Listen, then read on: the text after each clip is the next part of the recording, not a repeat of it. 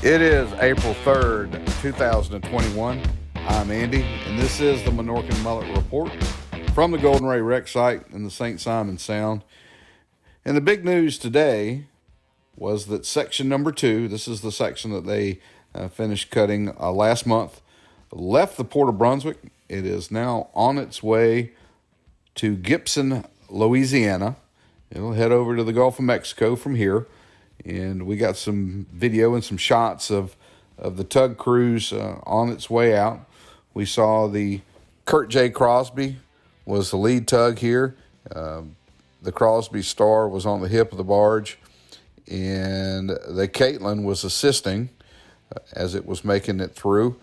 We have seen this operation before with the Kurt J. Crosby pulling the tug out, and the last time they took it down, they handed the tug off, or the barge off to another tug somewhere near Miami, and then they returned to the port at Brunswick. We assume that this is going to be kind of the same operation that they have again, that they'll start the tow and then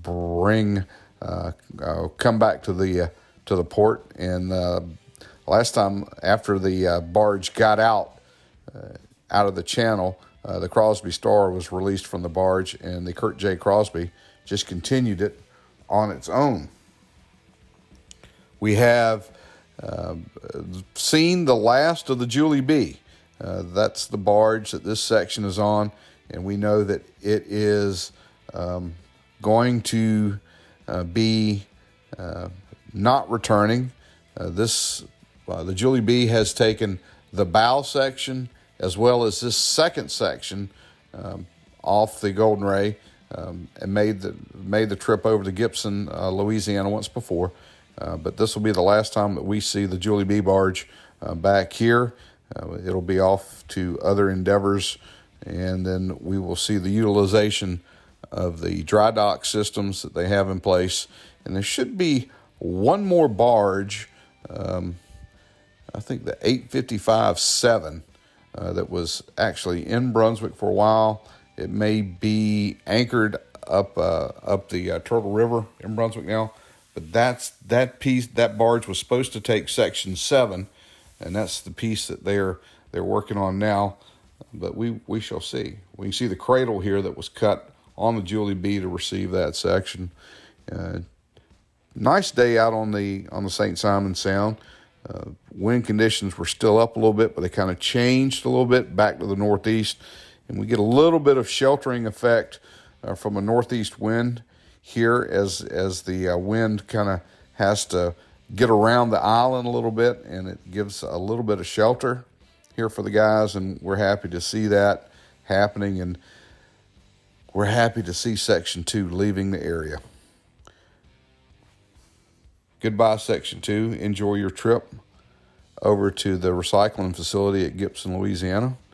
And we wish you the best. How about that?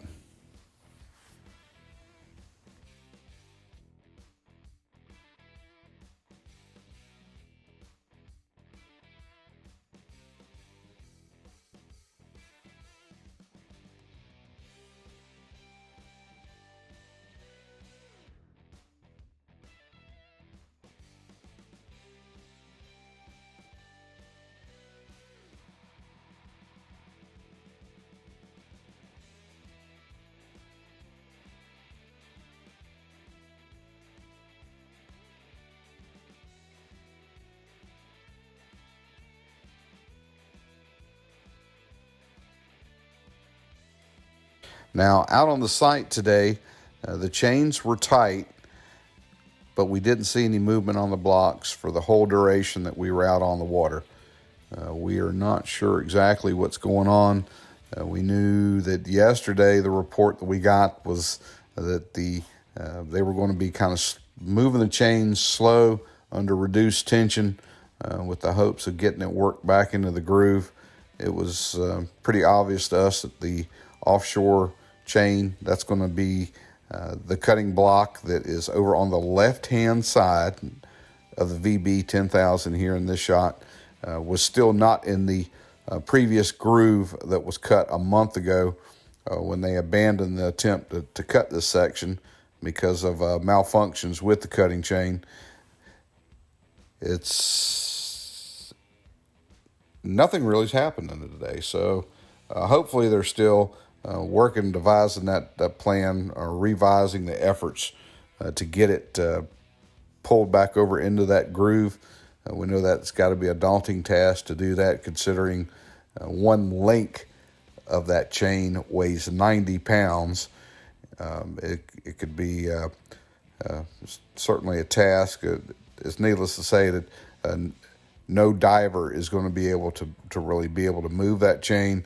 It's going to have to be done with mechanical force, and hopefully they can get that straightened out soon and resume cutting and get into the meat of this structure that makes up the foundation part of the engineering space in the Golden Ray that they're trying to work through. Or if you remember, it was a month of cutting before they suffered that chain break that put them back towards the bow, cutting through section 2, with the plan of returning here. Now they've upgraded the chain. They've got a higher tension chain, a higher grade of chain, and that should help them in this endeavor to get through this structure that makes up that part of the ship, and hopefully they can get that chain worked back into the groove. It would certainly be a shame if the crew had to abandon that initial cut, and I'm not sure if making the transition from a new cut into the old cut, if that's not going to give them problems with the chain hanging up. That's another aspect of looking at this. There could be some other reasonings for slowing down here and really trying to figure out exactly how to get this thing worked back in there.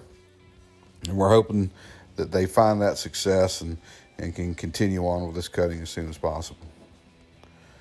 Well, other than having to wish my nephew a happy birthday, he's 21 today.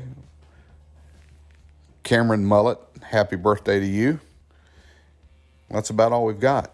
Hey, we'd like to ask you that if you haven't done it yet, click that subscribe button and send us some comments. And most of all, we want you guys to stay safe out there.